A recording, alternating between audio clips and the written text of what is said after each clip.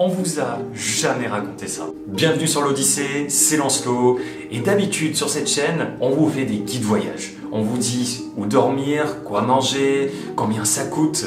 Mais aujourd'hui, ce n'est pas le cas. On veut vous faire une vidéo un peu particulière avec des histoires qu'on a eues pendant ces 2 ans. Des histoires que forcément on ne filme pas. Des histoires un peu dangereuses, moins dangereuses, rigolotes et des bonnes expériences également, mais aussi des très mauvaises. Si vous voulez savoir comment on a fait pour presque rentrer dans une secte, on a failli se faire voler 2 fois à Quito en Équateur. On a eu des effets secondaires après avoir pris un médicament péruvien pendant 21 heures de bus, une envie très pressante dans le Salar d'Uyuni, un désert de sel à perte de vue, que j'avais une maladie inconnue qui me faisait gonfler des chevilles en partant de la Thaïlande pour aller au Laos jusqu'à presque ne plus marcher, être attaqué par un babouin. Et donc on vous propose une série vidéo de toutes ces anecdotes de voyage et j'espère que ça va vous plaire parce que ces histoires, c'est nos meilleures anecdotes. Pendant tout le long de la vidéo, je vais vous raconter cette histoire un peu à la forme d'un podcast, donc n'hésitez pas à juste mettre les écouteurs et à écouter la vidéo sans forcément vous concentrer sur moi qui vous parle. Bien évidemment, je vais mettre des images pour que ça soit un peu plus interactif, un peu plus plongé dans l'imaginaire,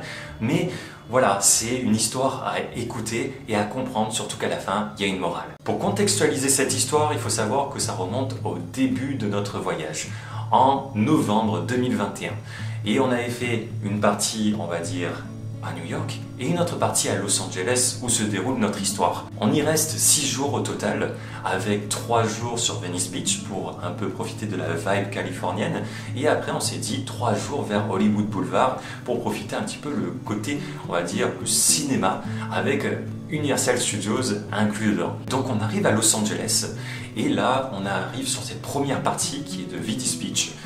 Vous savez, vous avez normalement cette culture californienne de surfeurs, de gars musclés sur la plage, de filles qui font le roller, enfin voilà, vraiment l'image qu'on a de Hollywood avec ce qu'on a vu, qu'on a représenté avant de venir, à part que ce n'était pas du tout le cas, parce qu'il faut savoir qu'on était en 2021 et c'était presque la réouverture des États-Unis. Nous, on avait fait un wash-out de l'espace Schengen au Canada, donc on était rentré avant tout le monde, et en fait, il y avait encore ce truc où les SDF qui étaient poussés hors de la ville étaient encore sur la plage. D'ailleurs, je vous invite à aller voir sur YouTube les différentes vidéos pour voir un peu ce qui se passait à ce moment-là avec Homeless Los Angeles, vous allez comprendre. On arrivait à la fin de ça et il y avait encore des SDF un peu de partout. Et donc, les espaces de muscu étaient fermés, il n'y avait pas grand monde dans les rues, il n'y avait pas encore cette vibe où tout le monde était « allez, on s'amuse ». Pas du tout, on était plutôt à Venice Beach avec des gars qui se pissaient littéralement dessus sur des bancs et on s'est fait même cracher dessus par un gars qui était à Santa Monica Pier pendant qu'on mangeait un burger. Il a raclé sa gorge d'une façon extrêmement non polie, on va dire, et Sandy a fait un ah comme ça et le gars s'est retourné. C'est très caricaturé, mais seulement c'était exactement ça et le gars a littéralement craché sur nos pieds. Je vous rassure, nos baskets n'ont rien. C'était l'ambiance dans laquelle on était plongé. Et arrive la deuxième partie, donc Hollywood Boulevard, même chose. On ne sent pas la magie. Les étoiles, il y a des SDF qui dorment dessus. C'est délabré, il y a des tentes de partout. Bref. Vous avez compris, les États-Unis, à ce moment-là, je ne sais pas si c'est toujours le cas, n'hésitez pas à me le dire si vous êtes allé à Los Angeles récemment, si ça a changé ou pas. Et en tout cas, nous, c'était notre situation et on était moyennement convaincus. Mais arrive Universal, donc un peu de féerie dans le monde d'Harry Potter, des Simpsons, etc. En plus de ça, on voit qu'il y a un événement, un grand événement qui se prépare sur Hollywood Boulevard et c'était l'avant-première du film Eternals de Marvel. Et où on pouvait voir Angelina Jolie avec les autres acteurs du film. Et donc on était très content de dire ouais super, on a une activité en plus et on a trop de la chance de voir ça. Donc on essaye de se renseigner et c'est là que notre histoire débute vraiment. C'est-à-dire que là on est en plein Hollywood Boulevard. On recherche à droite à gauche des informations, les gens qui sont en train de construire les pancartes pour fermer, pour que les stars ne soient pas harcelées par les gens, etc. et cloisonnent le tout. C'est un système assez particulier. On leur demande, est-ce que vous savez quand c'est l'avant-première de Eternals? Pour comme ça, on peut aller voir les différentes stars en se mettant sur les différents étages ou les malls, etc. Impossible d'avoir l'information. Donc on est un peu déçu, on cherche pendant quand même 1 heure et on décide de rentrer à l'hôtel qui était un petit peu plus loin. Et en marchant, il y a un gars qui me tend un flyers. Et par réflexe, vous savez, quand on nous tend quelque chose dans la rue, on fait non, non, merci, ou je comprends pas, laisse-moi tranquille, globalement.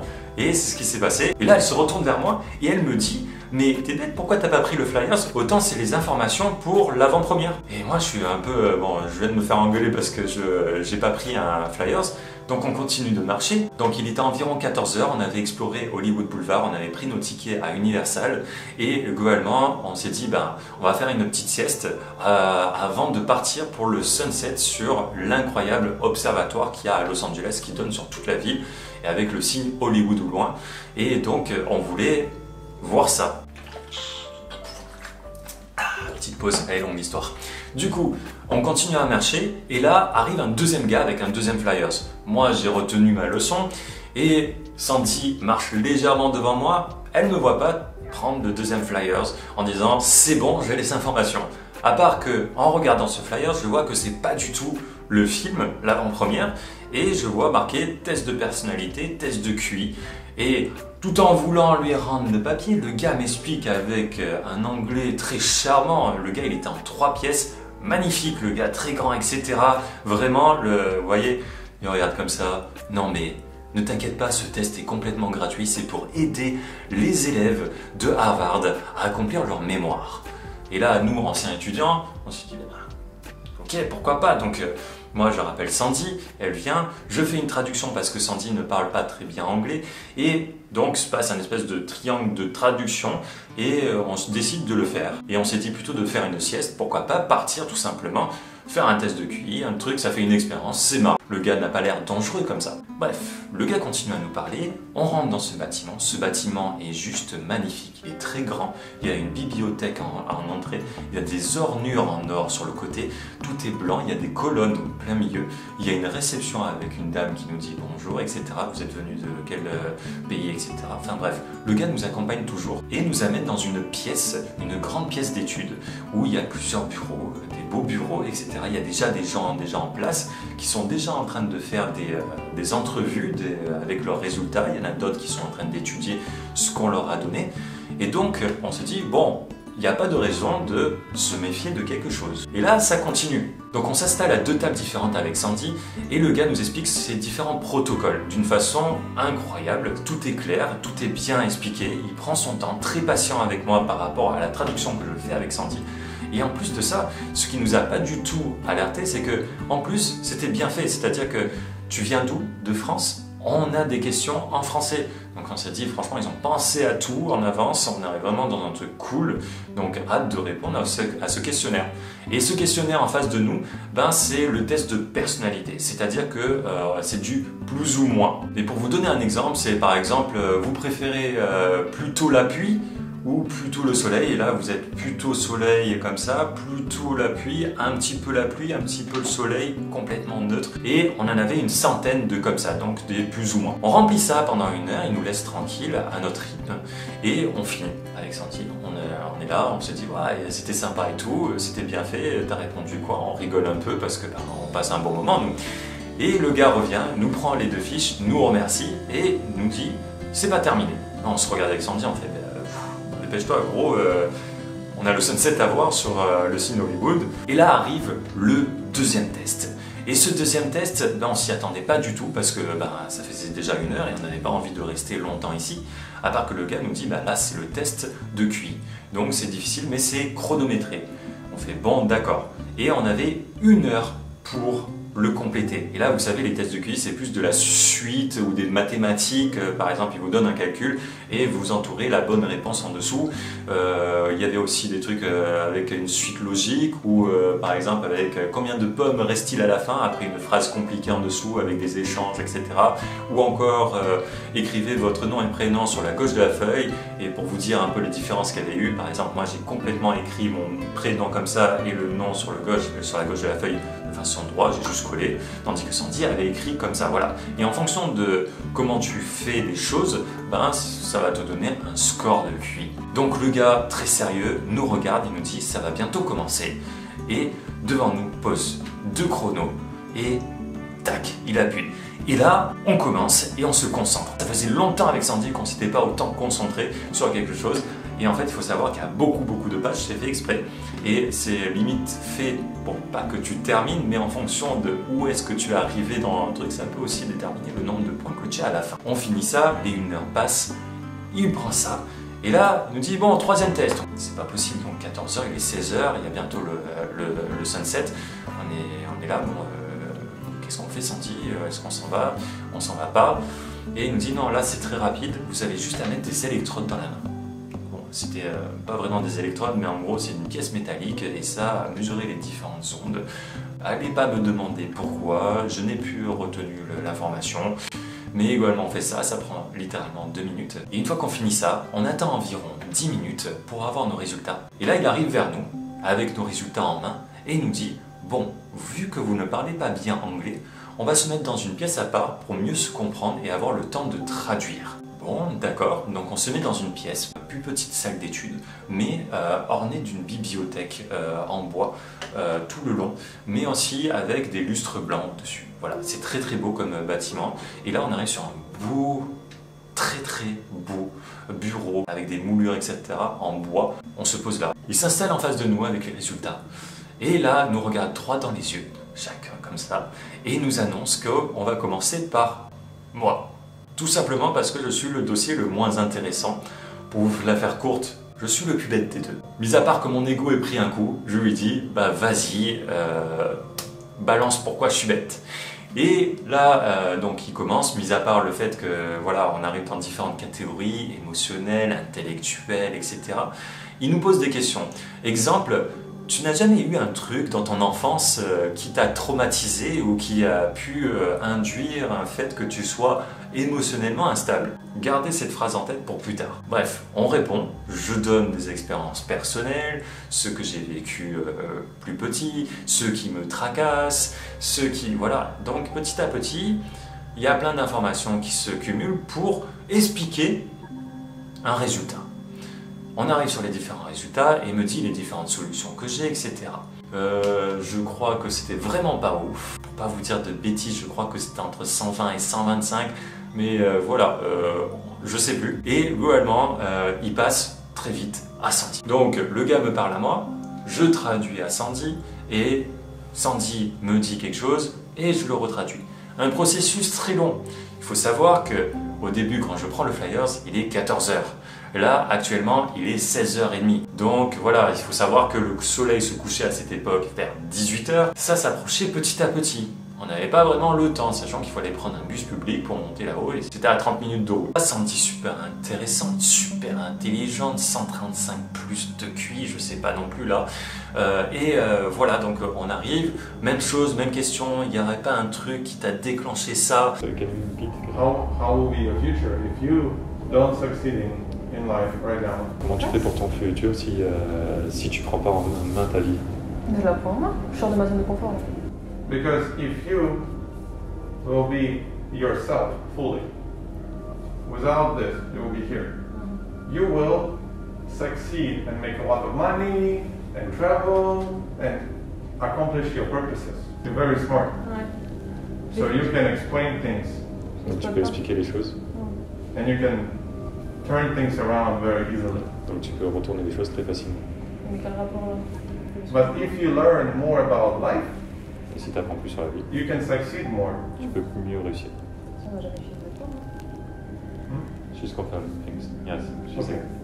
Yeah. This is why we're here. It's a life improvement center. We help people to learn more about life so they can handle specific things about themselves. So they can be right and successful. Pour venir un petit peu au truc le plus embêtant, c'est qu'à partir d'un moment, il a essayé de nous vendre un livre derrière. Et on s'est dit, non merci, c'est gentil, mais on n'a pas de place dans le backpack. À partir de là, l'histoire bascule. Parce qu'il entend backpack, et là, il se dit, mais comment ça? Comment ça vous êtes en backpack? Donc on lui dit qu'on voyage pendant 2 ans avec notre backpack à travers le monde, et c'est le but, c'est un rêve d'une vie, etc. Le gars s'offusque un peu et se dit, mais comment ça vous placez tout cet argent dans un voyage comme ça? Ce n'est pas possible, vous devez faire autre chose de votre vie, vous devez investir, vous vous rendez compte du temps que vous perdez, de tout ce que vous faites, etc. Et ça devenait un peu menaçant parce qu'à la base on avait juste refusé son livre parce qu'on disait qu'il n'y avait pas de place dans le sac, ce qui était à moitié vrai. Là il s'intéressait vachement à notre argent. Donc déjà il y avait un premier indice qui a commencé à capoter dans nos têtes en mode mais pourquoi il nous parle de ça et ça ne le regarde pas, on est là sur un test de QI, etc. On a juste refusé son livre, ça faisait partie du jeu, vous savez, on vous vend quelque chose de gratuit, derrière il y a forcément un intérêt, vous voyez. Donc ça on l'avait compris. Mais voilà, il commençait à devenir un espèce de passif agressif. Et je vous dis, je n'ai jamais vu, écoutez bien mes paroles, je n'ai jamais vu quelqu'un d'aussi dangereux avec ses paroles. That's okay. This is my job.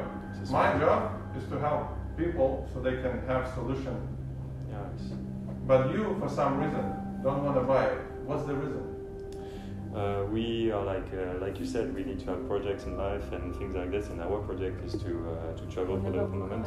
So On n'a même pas le temps d'appeler nos parents. we don't even have time to call our parents or even a book. Like we have a backpack that is 50 liters and it's packed and it's 10 kilos for the plane. So if we pick a book in there, it's not going to be possible. 80 So many kilos. problems.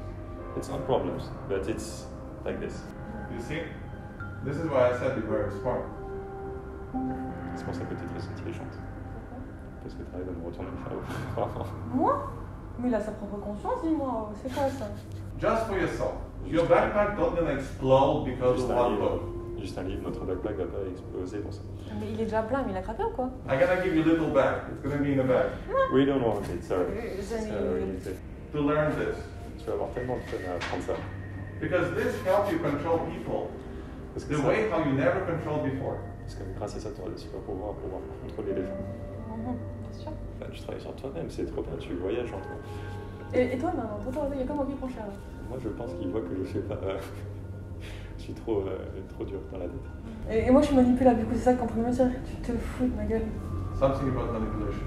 Yes. I wasn't sure what she said. Like she said, why are you not selling me the book? Because you're not saying anything for me, but more for her. And I said, Because if she decides, parce que si tu décides, he's gonna have it.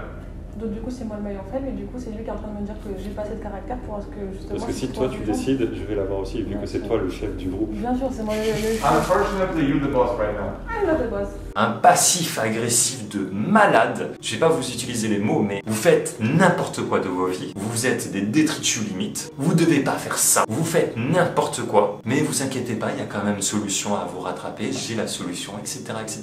Et en permanence, c'est comme ça. Je comprends que vos rêves soient magnifiques, mais par contre, vous devez faire autre chose de votre vie. Voyager, c'est une perte de temps pour vous, pour votre famille, pour tout ce que vous avez à construire. Vous devez les investir. Vous vous rendez compte que vous servez à rien au niveau de votre peuple. Pardon. C'était mieux dit, évidemment. En plus, à l'américaine, c'est-à-dire toujours scénarisé plus, avec des mots qui sont incroyables. Et le gars parlait très bien et avait une prestance avec une grosse voix, encore plus grosse que la mienne. Vous voyez, il parlait comme ça un peu. Et vraiment, il posait ses mots. C'était vraiment beau quand il parlait. Bref, c'était un film d'action qui se passait devant nous. Et vraiment, on s'est dit, mais waouh, on comprend pas ce qui se passe. Et vraiment, il nous a coupé l'herbe sous le pied.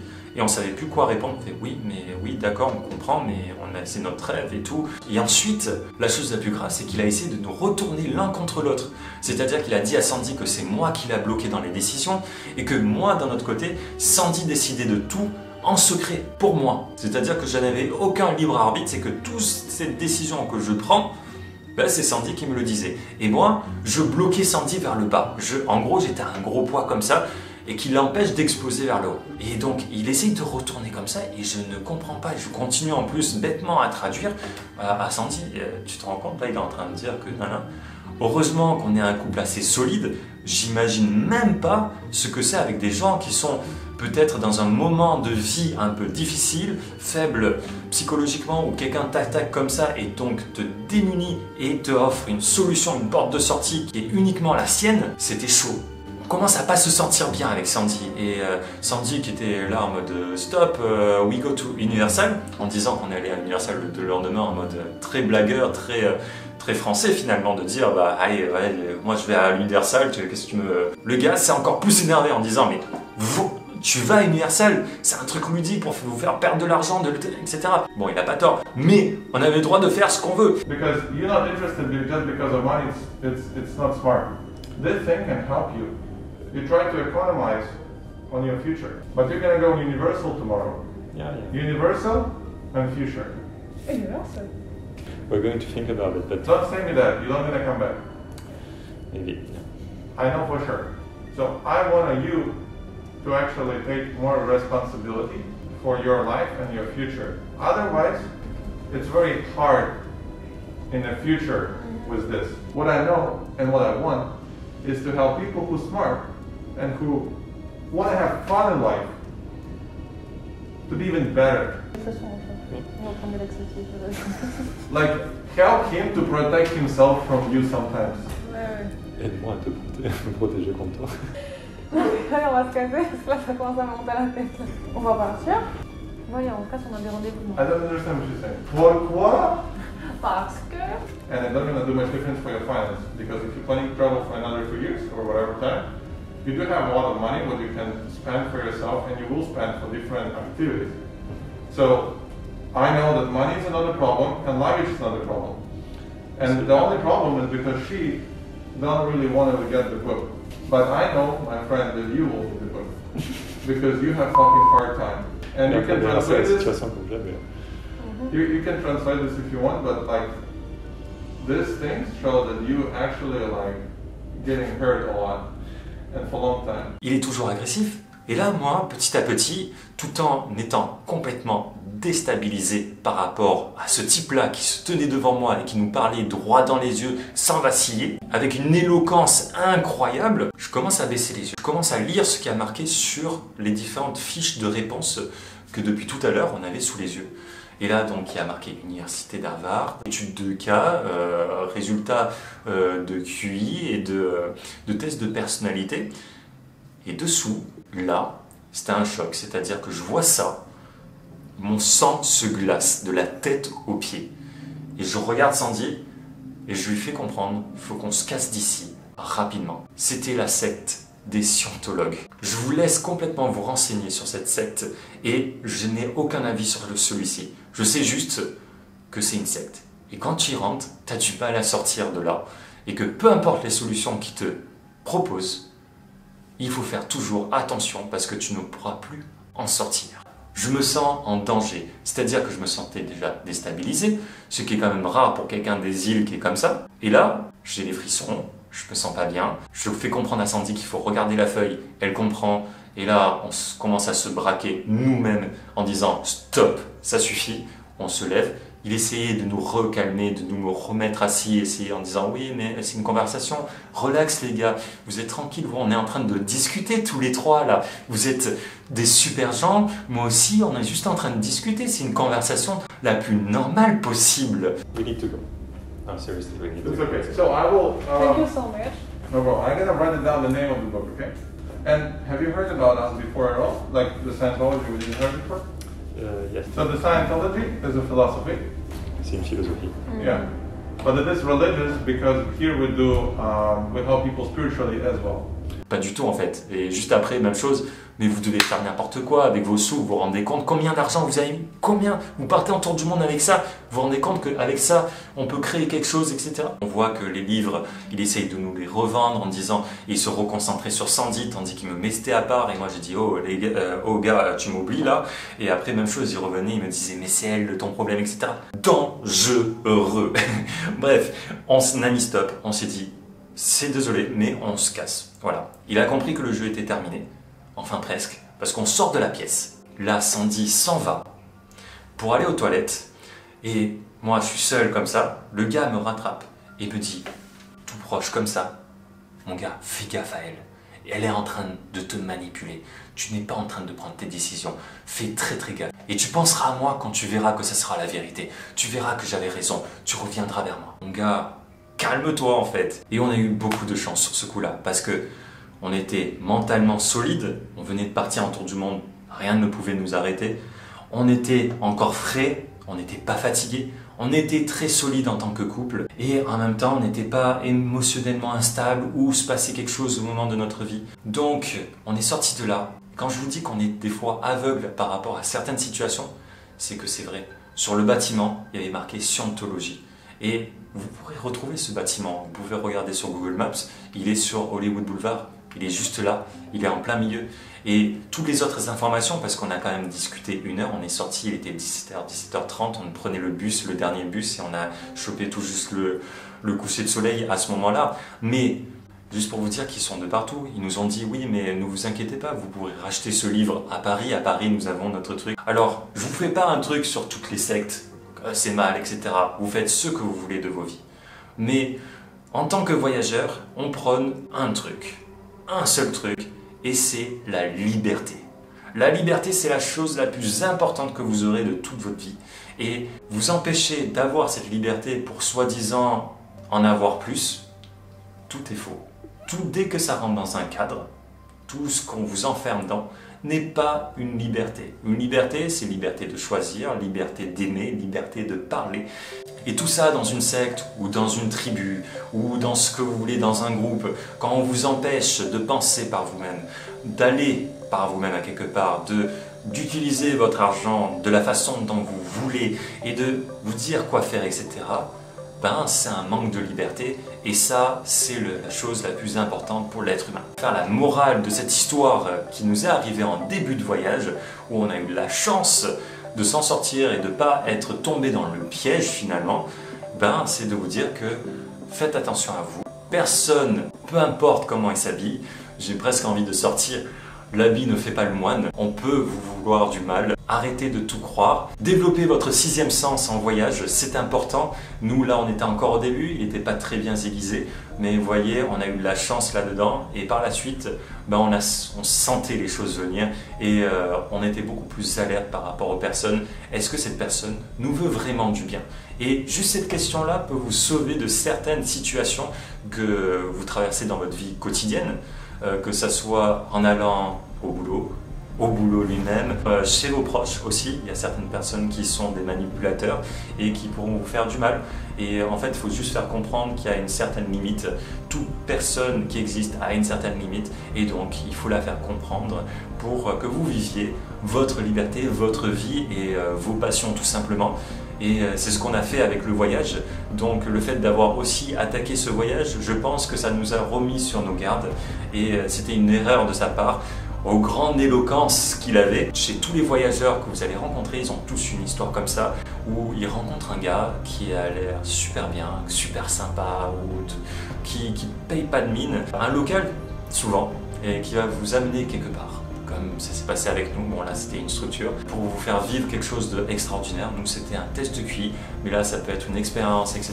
Et vous faire tomber dans un traquenard. Par exemple là j'ai un ami à moi qui est allé au Vietnam, un peu même situation, voulait vivre des choses un peu différentes. Il arrive dans une maison, le gars très local commence à lui proposer de la drogue, sachant que c'est complètement interdit au Vietnam. Donc si on te chope avec ça, il peut y avoir des délations, ça peut être un commerce en lien avec les policiers et en même temps de coucher avec sa fille mineure, etc. Et donc vous voyez ce genre de traquenard où on te met dans une situation où tu es avec la famille, tout le monde te regarde comme ça et il faut faire attention. C'est bien les expériences locales, hein. Je vous dis pas d'être toujours sur vos gardes, mais de développer ce 6e sens. C'est ça le plus important. Sentez les gens, sentez comment ils communiquent avec vous, allez voir leur finalité. Est-ce qu'ils ont quelque chose de derrière, de caché? C'est horrible de dire ça parce que du coup ça enlève un peu le naturel. Mais quand votre sécurité est en jeu, ben c'est important. J'espère que vous avez aimé cette anecdote. C'était une des grosses premières histoires qu'on a vécues pendant le tour du monde. Comme vous savez, il y en a d'autres qui suivent. N'hésitez pas à me dire si ce format vous plaît. Comme ça, on crée une playlist avec les différentes histoires que vous pourrez écouter en forme de podcast. Et peut-être que ça peut vous apporter quelque chose pour votre futur voyage ou tout simplement une bonne histoire à raconter. Voilà, si vous avez aimé cette vidéo, n'hésitez pas à laisser un j'aime, un commentaire ou tout simplement à vous abonner. Et je vous dis ciao, ciao, ciao. Il commence à faire l'analyse de nos personnalités. Alors là, il y a des choses qui sont justes, mais d'autres choses qui sont complètement à l'inverse. Apparemment, elle me torture au quotidien. Je suis le cerveau et je le manipule. Elle me manipule de A à Z. Donc aussi, ceux qui savent. Et lui, il est en dépression. Moi, je suis en dépression à cause d'elle. Non, il a pas dit à cause de moi. Si, si. Non, non. Il a dit après, au bout de 4 ans de relation, voilà. C'est ce qu'il m'a dit. Il a essayé de vendre son livre en essayant de briser le couple quasiment. C'est clair. Faux. Et que moi, je me faisais martyriser parce que je faisais la traduction du coup. Il a cru que c'était mon petit chien. Pas du tout, c'est juste que je comprends R.